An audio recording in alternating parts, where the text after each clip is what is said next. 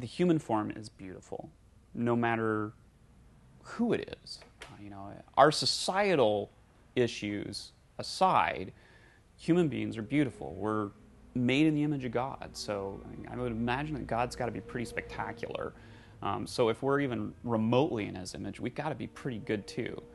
And so that's one of the definite things that influences me as an artist, is to start to approach the beauty that truly is human being. And the artists that I enjoy looking at the most, and the artists that influence me the most, and I want to repeat or kind of rip and steal from, which is what all artists do anyway. I mean, the Grandmasters studied the Grandmasters that studied the Grandmasters, and they all built on top of each other. And so the artists that I like the most are the artists that were doing figurative work that the people just are beautiful. William Bouguereau, very much an influence on me. Love his paintings, the little girl painting that's behind me on the wall here, and the bather that's behind me on the wall here. Both are kind of homages to Bouguereau. They're attempts at starting to understand his style, his presentation, his atmosphere. Crude attempts they may be by some standards. Other people will be like, oh, they're amazing. But artist friends of mine will be like, well, you could have done this, you could have done that.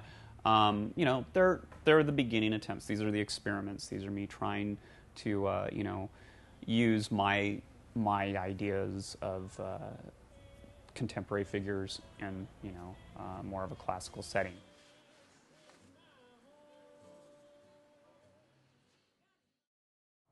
I'm definitely a part of the ceramic world. I use clay majority of the time. But I like to think that my sculpture really is outside and beyond clay. I'm using clay, to trap temporary objects and make them into a permanent kind of thing. So clay allows me to do that. That was like the coolest thing. With my graduate thesis show, I sold one of my installations. I sold this living room set. And it sits on a 40-acre ranch. And I've seen pictures of it in the snow, and I've seen pictures of it in the summer. And I just think it's killer just to know that that's going to outlive me. And, that just feels great right there. It was kind of validating, in a sense, just to know that it's going to live on past you. And, I think that's all any artist wants to do, is kind of transcend, send their object. And hopefully it just means a lot to everyone. And then people cherish it, and it becomes something.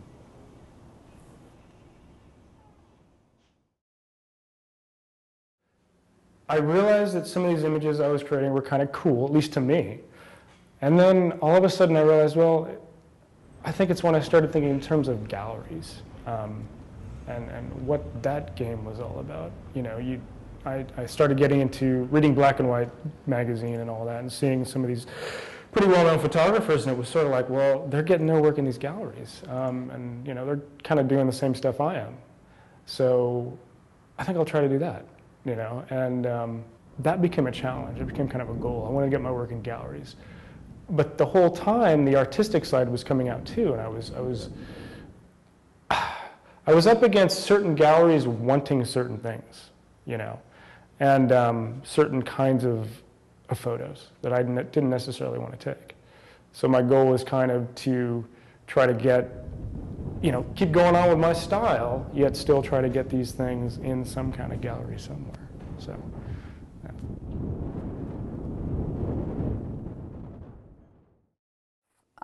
Sales have been decent for being an emerging artist. I think that no artist ever expects to sell anything, so when you sell anything, you're thrilled, of course. When you start selling your work, I think it kind of starts to take the fun out of it, because now you've got clientele, and now you have exhibits and deadlines to meet and all sorts of things that come along with being an emerging artist. You may get published. I've been in a few publications where it's like you have to meet this deadline, you have to have your images in, and it starts to put pressure, and so the enjoyment part of it starts to go away a little bit. I think as long as you don't lose sight of that, you can still make it enjoyable and still make a living out of it. But there's a key to having that balance. At this point, I think the best strategy for myself, and trying not to get too sucked into the sales part of it, is just remembering that I have my whole career ahead of me and that I want to be a teacher. I'm not looking to be, you know, some amazing printmaker that's making like tons of money off their work. I think as long as I remember that I'm doing it because I love it, not because I'm trying to sell it, that's the most important aspect.